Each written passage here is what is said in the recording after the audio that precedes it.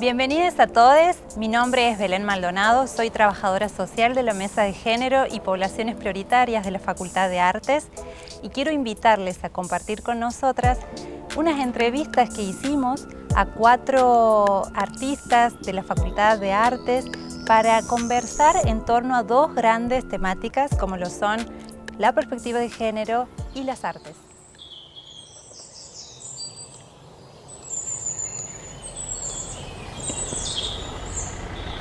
El año pasado ideaste y dirigiste un cortometraje que se titula Edad del Asombro.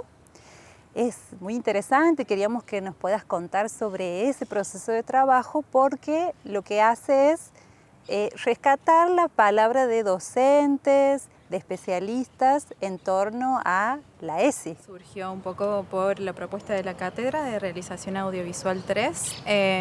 Como se sabe, en esa cátedra tenemos un poco el desafío de trabajar todo lo que es género documental. Hasta ese momento en la carrera solo abordamos propuestas ficcionales. En este género documental el desafío era abordar por ahí alguna temática que implicara una batalla cultural.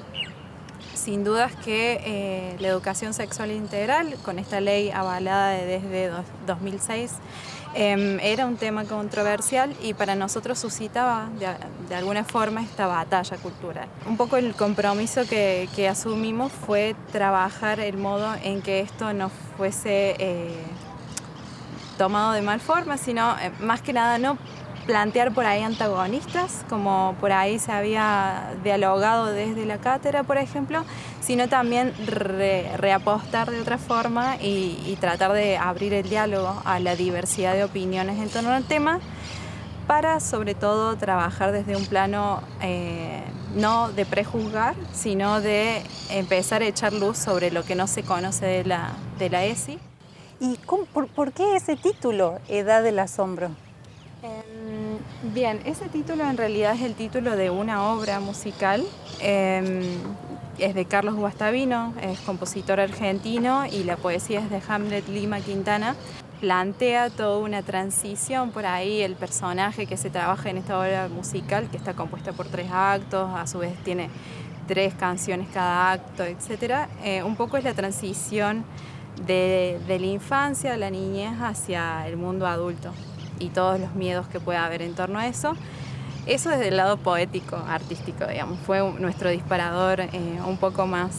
Nos enamoramos de ese tema y dijimos, bueno, ¿por qué no pensarlo o acercar este tipo de herencias que tenemos en la cultura nacional, local, si se quiere, y que nos acompañe desde esa perspectiva un poco metafórica el abordaje de la ESI. La incógnita fue cómo plantearlo como contenido, porque a los docentes por ahí cuando nos corren un poquito del diseño curricular o lo que no está planteado en el diseño, nos cuesta mucho poder pensar qué contenido dar, cómo abordarlo, cómo plantearlo, cómo escribirlo a ese contenido. Pensábamos que era mucho más interesante que justamente este documento formal sea expresado por la palabra de la experiencia.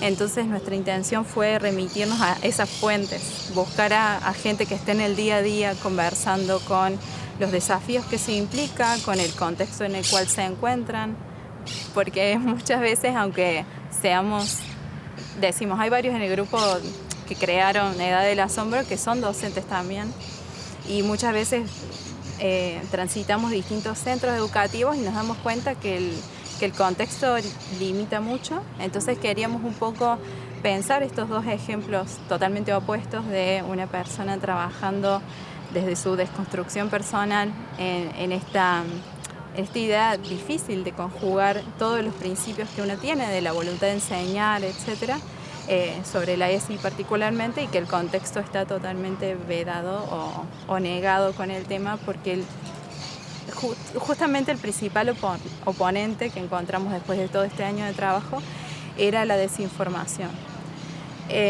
Justamente Cristina, que es nuestra protagonista en esa situación, digamos, de que en su contexto no se puede hablar del tema o no está considerado como algo bueno, a pesar de que es una obligación de ellos hacerlo, básicamente es una cosa de no acercarse por miedo a lo que será. Entonces ahí nos encontramos con el otro contrapunto, que es una escuela pública también de esta ciudad, que casualmente ellos, sabiendo los límites que existen en el sentido de que todos tienen distinta orientación cultural, distintos principios éticos, religiosos, morales, como puedan llamarse, pero entendían que al ser una responsabilidad el derecho a enseñar, el derecho a que sus alumnos sepan del tema, realmente se vieron en la obligación de unir las palabras y decir, bueno, esto es un deber, básicamente. Tratemos de compartir información, buscar bibliografía, configurar una serie, programar reuniones docentes, hacer talleres, un poco para perder primero el miedo y después acercarse a un amparo que no es otra cosa que el conocimiento sobre el tema. ¿Qué reacción tienen los espectadores, el público que llegó a ver? ¿Qué devoluciones te han ido haciendo?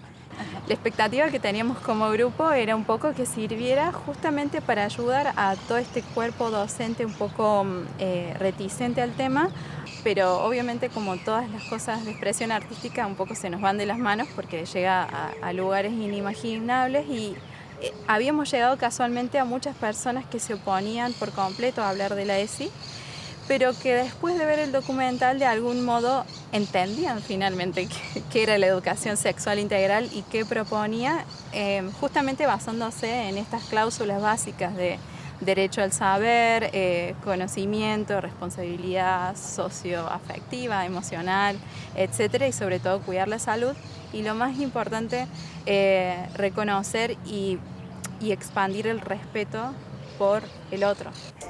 Milena, muchas gracias por compartirnos tu experiencia. Te felicitamos por este trabajo, que me aclaraste que es tuyo y de tus compañeros y también va para ellos el agradecimiento. Y muchas gracias por participar.